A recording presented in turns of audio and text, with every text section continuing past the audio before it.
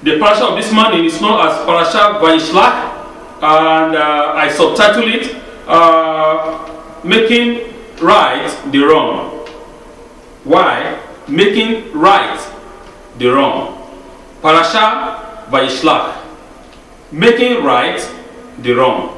That is, if you have done something wrong in the past, as far as we have life, as far as we are breathing, we have the ability to make it right. We have the ability to amend our way. We have the ability to improve our way. We have the ability to make teshuvah, and come back home. Just like the story of the prodigal son, right? Remember the story that Yeshua taught, that this guy was from a wealthy family, right? He took his own property, he took his own inheritance from his father. He went to a far country and he spent it, lavish it all upon his friend, his girlfriends, all kinds of things, and he became poor. Then he began to look for a job. He was working some kind of a bad work, and later he came to his senses. He realized that even though in my father's house, my father's servants cannot eat what I am eating here, my father takes care of his own servant more than the way I'm being taken care of here. So why should I continue in this dungeon and die here, while I can go back home and just ask my father for forgiveness and let me be his servant? I don't want to be his son, because I am not worthy to be his son again, because I have taken all what I have taken, my own inheritance, just for him to please to make me one of his servants, right? And the story continue. But the something I wanted to bring up here is what made that man, or what made that son, or what made that girl, or what made that woman, or what made that person come to their senses. What is the thing? There is a particular spark in their heart. There's a particular spark in their soul. There's a particular spark in their mind saying, I can't continue here. I can't continue doing this thing I've been doing for 10,000 years and there is no result. I have been staying here for the rest of my life, that nothing good comes out. I have been doing this thing for the past 2 million years and it's the same result. Why do I want to kill myself? Let me go back to my father. Let me ask my father, I am sorry. I know I am wrong. It is my sin. It is my iniquity. It is my transgression that is falling after me. Now I realize my sin. I realize my iniquity. I realize my backwardness. Now I want to make it right. I want to go home back to my father and tell my father I am sorry. That is what you see. As I said in the announcement, that Moshe told us that the Torah is what is in our mouth. It's not in heaven, neither is it in their base or in the sea that we cannot reach it. The Torah is right in our mouth. Everything in life is about the speech, the power of speech. Realizing that you've done wrong, convincing yourself, right, of your iniquity. He said, if a man judge himself, who can judge him? Nobody. If you judge yourself rightly, if you judge yourself from the perspective of the Torah, if you judge yourself from the perspective of God, nobody can judge you again, because you have already judged yourself that what you did is wrong. Then you can go to your father and tell your father, Dad, I am sorry. That is the power of speech. That is the power that comes out from your mouth. Say, Papa, I know I have done wrong. Papa, I am sorry. Papa, I need your forgiveness. I need you to take me as one of your slaves. Take me as one. I can't be your son, I know, because I have squandered all my own inheritance. Just make me one of your slaves, and that to me, I'm okay. But as a father will always love their children. You see, the father will take you. He will not even make you a servant. He will make you a son, because you are his son. You are his blood. See, that is what I'm trying to say. Making right the wrong. A true act of teshuvah. That is what teshuvah is all about. Making right what you did wrong. not somebody coming to tell you that it is by faith. Don't worry, just pray, you believe God has forgiven you, and that is it. That is not what the Torah speaks about. Torah said making right the wrong. Once you ask God for forgiveness and God has forgiven you, having the faith that God has forgiven you, you have to go and compensate your wrong. You have to go and remake your wrong and make it right. You have to go to that person. You have to go to that woman. You have to go to that man. You have to go to that girl. You have to go to that boy and seek forgiveness. Not only you pray and say, God forgive me, and that is it. And you say, oh, I am okay. No, you are not okay. Because the person that you wrong, you did not go to seek forgiveness. The person in his heart is still saying that you wronged me. And you have to come and make and do that work. That is what we say, that the Torah is what? The Torah is faith and work together combined. They are like DNA, you cannot separate them. They are intertwined with one another.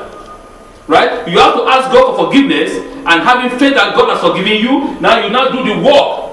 You go and meet that person that you did wrong and seek forgiveness to. And if it is a thing that you steal, you compensate back. Say, I stole this from you, take back 2 times. I'm sorry.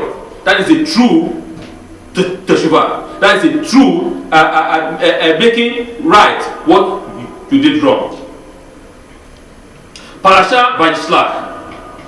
One of the more perplexing questions that is raised in this Torah reading is why Yaakov sent agents and messengers to Esau to inform his brother of his return to the land of Israel. King Shlomo Hamelech in Proverbs has already advised to let sleeping dogs lie, so to speak. Why should Yaakov place himself in a situation of anticipated danger and difficulty when it could have been avoided? Right? So now Yaakov our forefather, is coming back home from where? From his uncle Laban. Remember, he has lived in the land of Haran for 20 years, and now he's coming back home, right? Because God told him to go back home. Now he's coming back home to the land of Israel, to the land of Canaan, which God had promised him that he's going to give to him and his descendant. And now he has to face his crooked act that he has done in the past. You see, our problem is we don't want to face the consequence of our action. You see, we ask God, oh, forgive me, hallelujah, God has forgiven me, and that is good. We jump up and we go back again to our sin. God forgive me, my iniquity, God forgive me, my iniquity, God forgive you. You jump up, you don't make compensation, you didn't do truth teshuvah according to some kinds of religion that said everything is by faith. Don't worry, all thing in life, all thing in the world is faith. Just believe it and what automatically it is done. That is an heresy. One of the biggest lie that the enemy, Satan, has been lying to people all these centuries for the past 2,000 years, saying, you know what, everything is by faith, don't worry. And God has answered you. No work to be done. Don't do no work at all. Just pray, have faith, and it is done. We can see here that our father, Yaakov, actually understand now what Esau felt. Right? Because our father Yaakov had lived in the house of his uncle Laban, and he realized and he understood what Laban, his uncle, did to him by cheating him. Right? Now he realized, because as I said always, that a thief knows a thief. A thief thinks that everybody is a thief. Yaakov means a crooked person. He's a crooked man. He's a trickish man. And Laban is a trickish man too. So they both know each other perfectly well. They know themselves very, very well. They know who they are in the spiritual realm. Laban tricked Yaakov, and Yaakov was so offended. He came out, like that is the end of the world. I'm going to explode. But he now realized what he did to his brother Esau. Now it is time to make teshuvah. He realized in his mind that, yeah, I have not treated my brother right. I have done what is absolutely wrong. Some of our rabbis state that Yaakov wronged his brother 2 times by stealing the birthright and also by stealing the blessing. But if you ask me, I will tell you that I won't say that Yaakov wronged Esau 2 times. I will say Yaakov, our forefather, wronged Esau, his brother, 1 time, not 2 times. Only once. Because the first one of the birthright, we can read perfectly where it is written black and white in the Torah that Esau sold his birthright to Yaakov. It was a business deal. That is an agreement. He said, okay, you come in, you are hungry, okay, you want to eat. Sell me your birthright and I give you food in exchange. It's a business transaction. It is not cheating. It didn't cheat him. So I don't know why some of us rabbis are saying that it is cheating. It is not cheating. This is a business transaction. I have goat. You have you want my goat. I asked you, give me $5,000. You give me $5,000. I give you the goat, and that is it. It's a business transaction. It is not that Yaakov cheated him. He doesn't. To him, the birthright means nothing. He doesn't value what he has. So to him, he just give it out. And Yaakov bought it legally. And it was binding, right? But the second one is, yes, it was a trickish move. Yaakov moved to trick his brother by taking the blessing from their father Isaac. That was very, very bad. And now Yaakov Avinu realized that because a land is lessened from his uncle Laban. He can now see the way his brother Esau must have felt. You see, because another problem is that most of us, we can see the tiny stick in our brother's eyes or in our neighbor's eyes, but we cannot see the big log in our own eyes. See, when Yaakov was doing wrong to Esau, how did he feel? He felt happy. He feel, oh yeah, I deceive him, everything is good. I take it, I grab it, I run away. But when somebody did to him, he was offended. He was like, that is the end of the world. He was like, he want to explode. Why did you do this? This is not the agreement. You know, this is not right, Laban. This is, well, I agreed for who? For Rahel, not for Leah. Why are you giving me Leah? This is unjust. You know, he now found immediately he became a moral man. Immediately he became a holy man, holier than thou. We have them in the synagogue. We have them everywhere.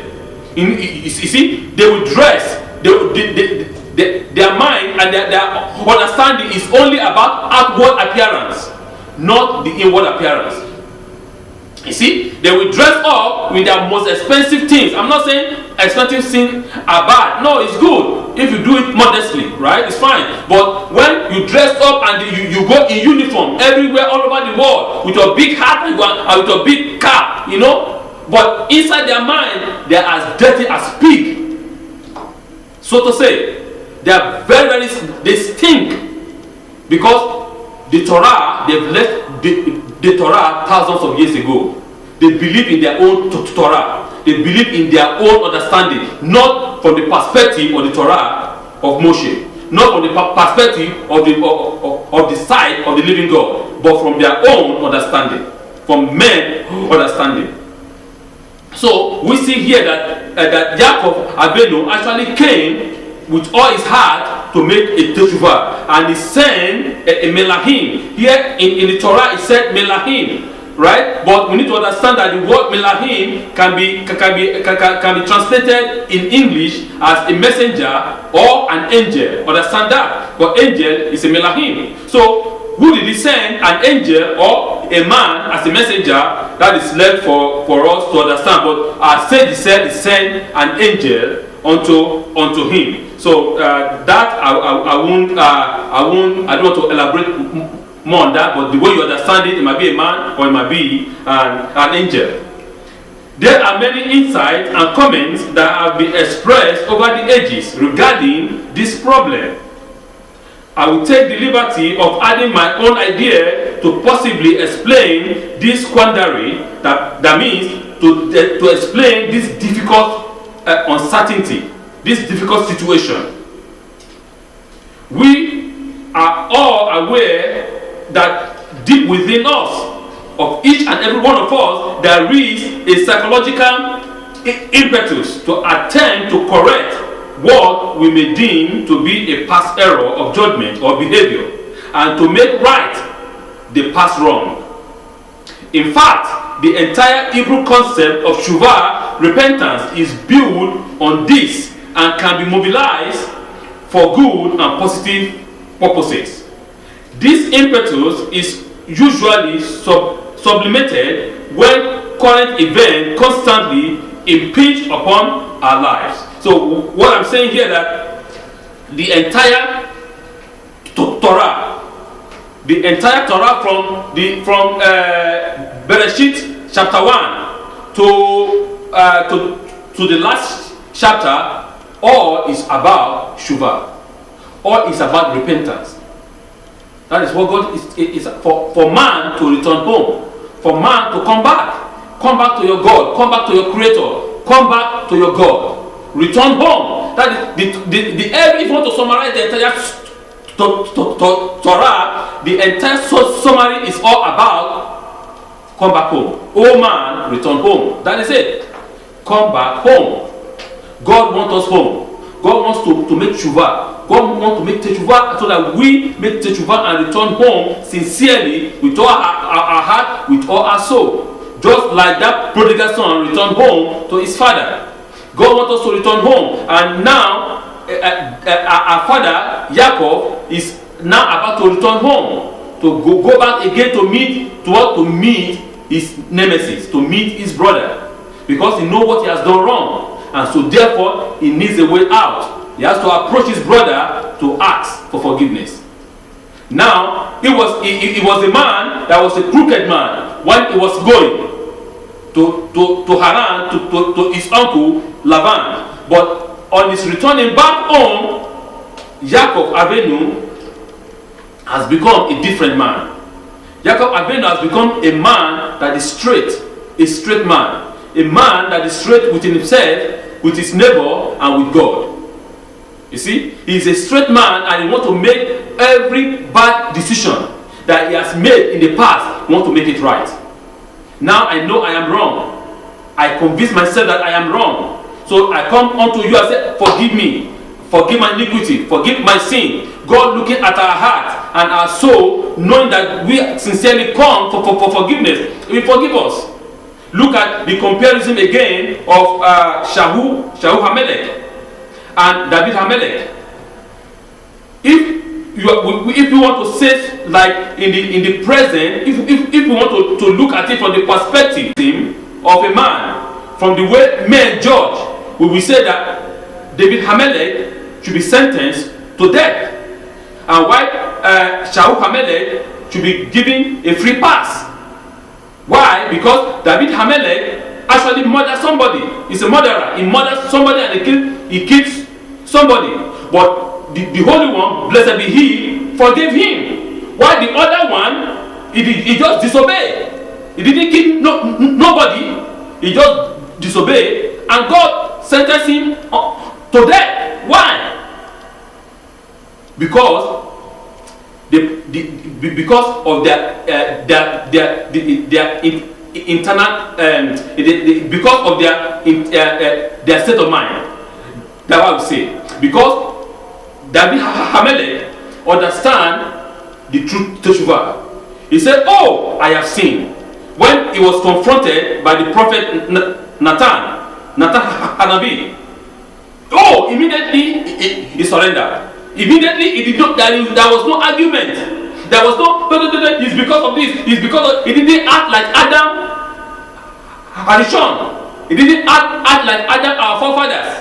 He didn't say, "Oh, it is this woman." It is no. Immediately he prostrated himself. "Oh Lord, I have sinned. Forgive me. I have done wrong. I am not worthy to live. I am worthy for condemnation. Forgive me." But the other one, Shaul HaMelech, they say you did wrong, and they begin to look for excuses. Oh, it's because of this, because they did not do this, because I wanted to come and sacrifice, I wanted to come and... Who asked you for that? You did wrong, immediately said, I am sorry, I am wrong. You see, because to him, he did not see that he did something wrong. That is what the problem is. That is what our problem is always is. When God is telling us we did something wrong, and we say, no, I didn't do anything wrong, I'm right. You know, God is telling us, this thing that you did is not good. You say, who are you to tell me that what I did is not good? According to the law of man, right? What I did is right. But according to the law of God, what you did is wrong. So you have to have that, what do you call it? That soberliness. You know, someone to be sober. You know, to say, to see from the perspective of God that I did something wrong. That what I did is actually not right. Because we can also give you another example, like in our world today. Somebody murders somebody. A man, you give you an example, a doctor, because of divorce. He doesn't want the children to go to the wife. He went and murdered all his children. And he come and say, because I was stressed up. Right? Using that to cover up for his iniquity. And the people say, okay, no, you cannot do something, you cannot kill him, put him in jail and bring him back again, you are free, go. You see? That is terrible. When the Torah said, a man that kill a man, he shall be killed. So that people might know and see that killing a man, even children, innocent, is very evil. You see, but in our world today, according to our own law, we are more humane than God. That's what we are saying, right? Oh, no, don't kill the murderer. Just put them in a place, and after 2 years, 10 years, 5 years, you release them back to the society, and they will continue to do bad things. They continue to murder even more. Right? So our social justice, it just doesn't make sense. That is what we are saying. We are saying that murderers are right. Why those people that were killed are wrong, according to the human understanding. We are busy working or making a living, raising a family, engaging in a profession or business, studying or teaching, and we have little time to think and recall all our past misdeeds and errors. In fact, we become so involved in our lives that we almost forget our past behavior and less than noble life patterns. But as it is often the case, the past grows upon us and eventually gives us no rest until we make right what was wrong, and even some of our shameful past. We're all busy, running etaskera, right? Doing businesses, hustling, bustling everywhere, and we forget all the bad things that we have done in the past. Oh, how you wrong your brothers, how you wrong your sisters, how you wrong your uncle, how you wrong your parent, how you wrong your husband, how you wrong your wife. We don't forget about that, because the hustling and the bustling of the world has preoccupied our mind. We don't even think about what I have done wrong against God, against my fellow men. We just keep on working, trying to make both ends meet, trying to pay our mortgage, trying to pay our rent, trying to pay our car loan, trying to do all kinds of things to make things good. But the most important thing that we forgot is about making teshuvah, making right what was wrong. We have to at least in our mind to listen to our soul, to go deep to the deepest part of our soul to see what we have done wrong. Just like our father Yaakov did. He went to the deepest parts of his soul to actually correct what he has done wrong. Yaakov was aware that he obtained the blessing from his brother by questionable means, but certainly not the birthright which he Esau sold to his brother Yaakov.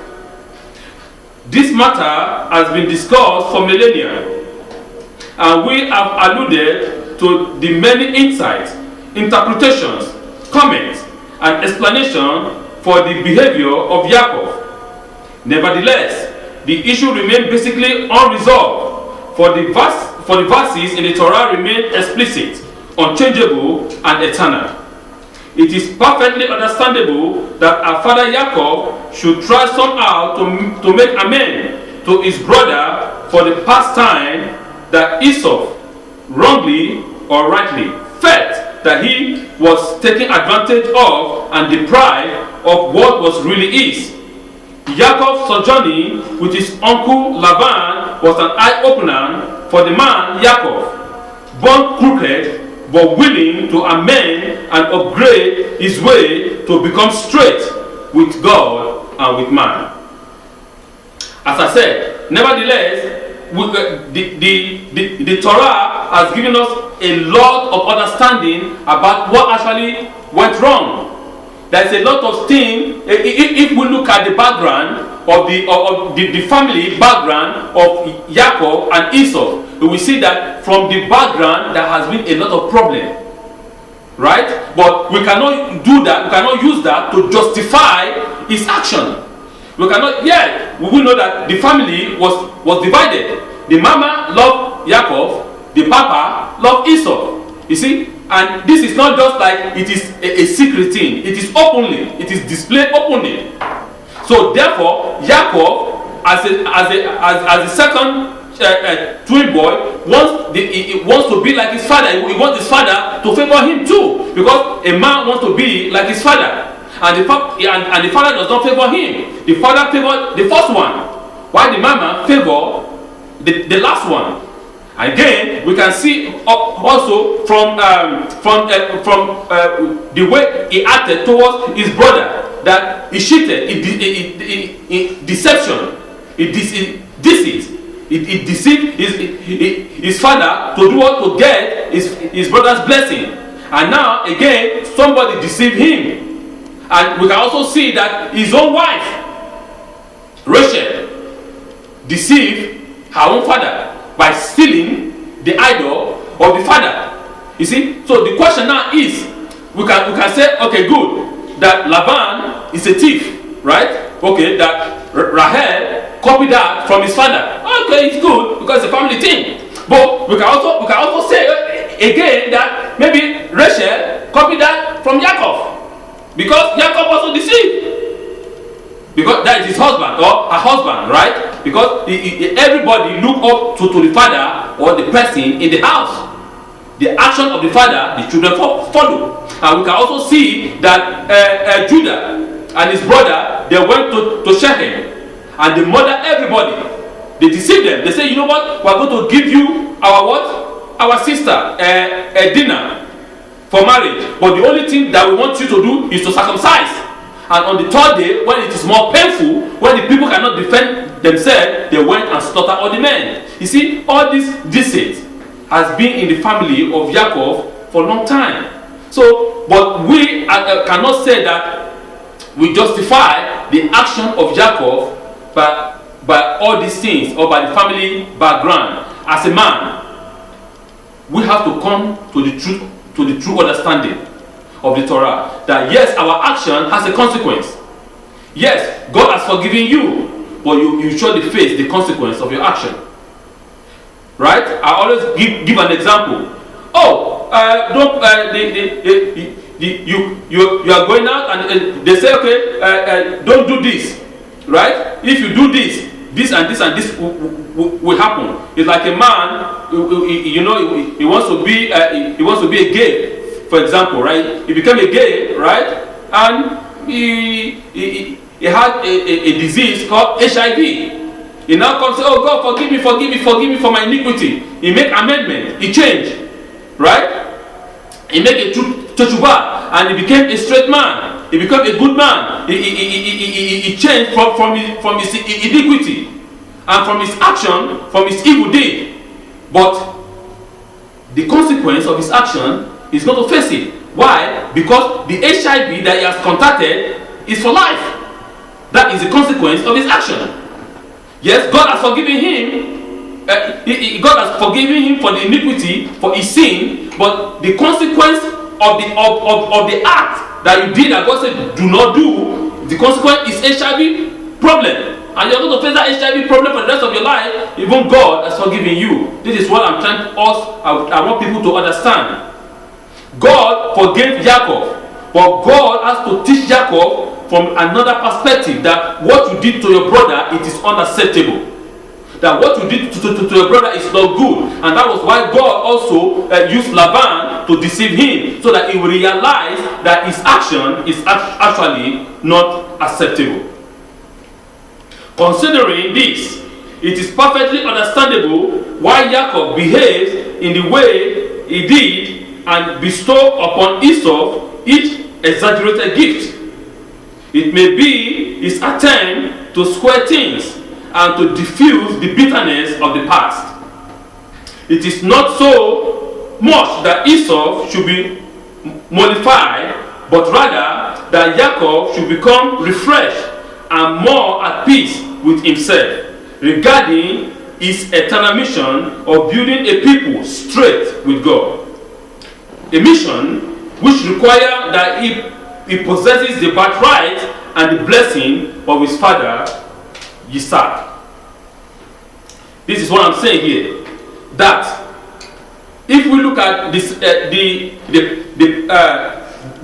the parasha, the way Jacob addressed his brother, right?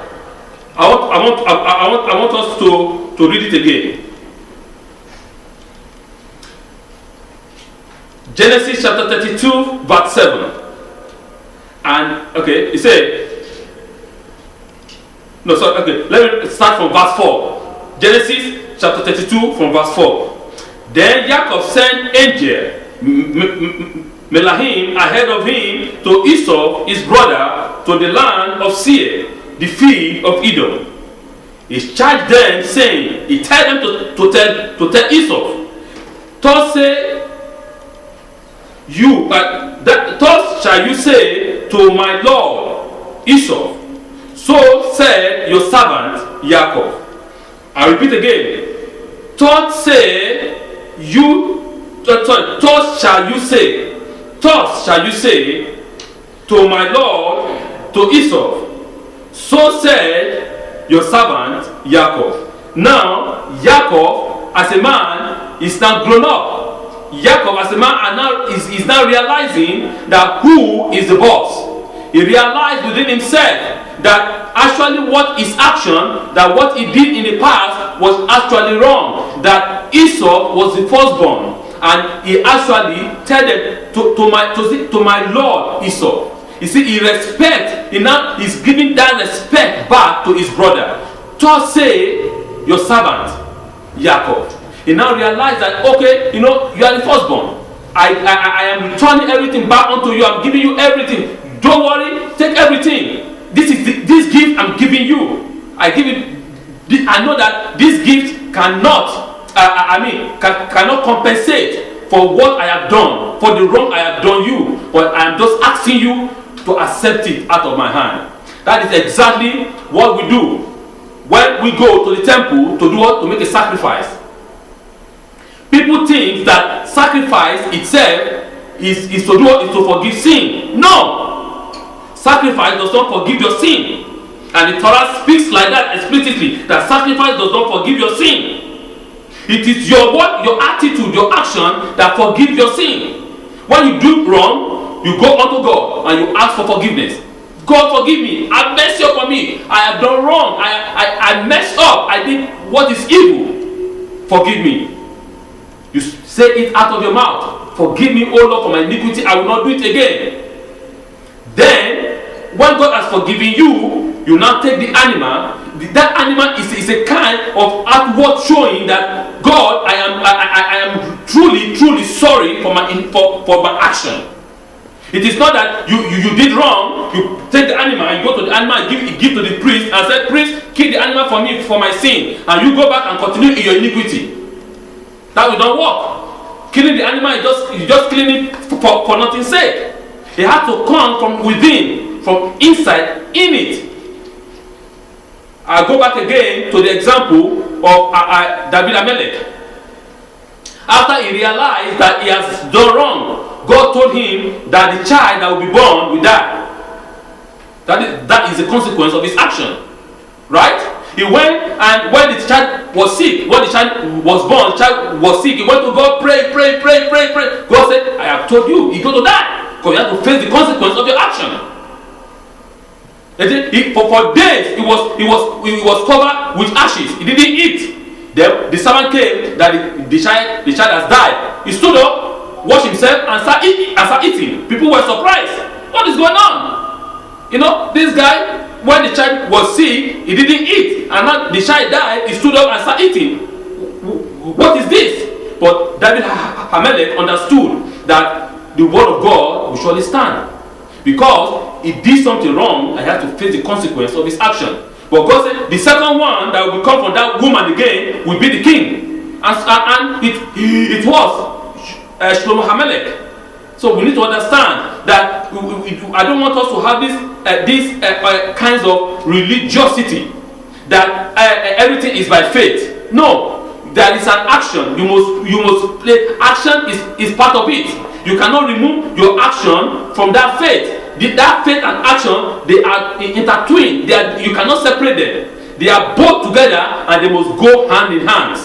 You cannot say faith is like this and your action is here, or your action is like this and your faith is here. No, both of them are, and they must go hand in hand. So we can see the action of Jacob Abenu. Jacob Abenu actually treated Esau like the rightful heir to Isaac, their father. Say, please, I am wrong, I am sorry, I am your servant, forgive me for my iniquity, for my transgressions. I saw what you saw. I am seeing things from your own perspective now. I know that I did wrong, and I have come to make an amendment. Only people who are at peace with themselves can really be constructive and positive in life. For them and others, it is this realization that impelled Jacob to seek out his brother before establishing himself in the land of Israel and beginning to fulfill the mission and the blessing that were rightly given to him. If you don't have peace within yourself, if you don't have peace in your heart, in your soul, in your mind, how can you give peace? You give what you have, right? You give what you have. If you don't have, you cannot give. So if you don't have peace within yourself, how can that peace radiate onto others? If you don't have it, it is impossible. So for everything to go smoothly for Jacob, for that blessing that he has taken from their father Yitzhak, which he took from his father Abraham, for that blessing to rest upon him, he has to make peace with himself first, before that blessing is established upon him. He has to make what he did wrong, he has to make it right. He has to seek forgiveness from his brother Esau for what he has done wrong. And now, after having peace, after establishing peace in himself, then the blessing begins to flow. Alright? So if you are troubled in your heart and your soul, how can you build a house of peace if you are troubled? You can only build a house of peace when you have peace within yourself. That's when you can build a house of peace. So we can see also here that Jacob himself continued to make the mistakes. We are going to see that also in the next week parasha, that Jacob himself began to make the mistake of his fathers. He also favored one son over the rest. He favored the son of his beloved wife, Joseph, over the rest. And we can see how that one also lead to other tragedy in his family. You see, it's a kind of a family problem, you know, in the life of our forefathers. So what I'm trying to let us understand is we have to make a true teshuvah, to always see from the perspective of the Torah. To always see from the perspective of God, not from the perspective of man. Because man's understanding cannot be compared to the spiritual understanding. For when God said we should do this, don't let us be holier than thou. Oh, humanity, let us be humane. And we can see what is going on in our world.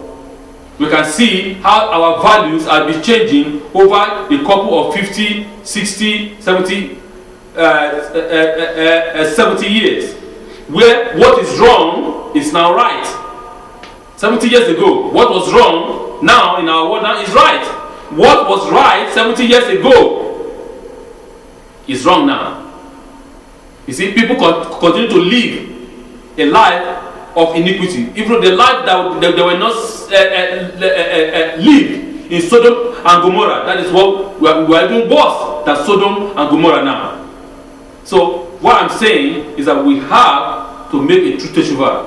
We have to come back home. We have to give it. We have to make right what was wrong. What we made wrong in our life, individually, collectively, as a country, as a state, as a province, as a family, we have to make it right.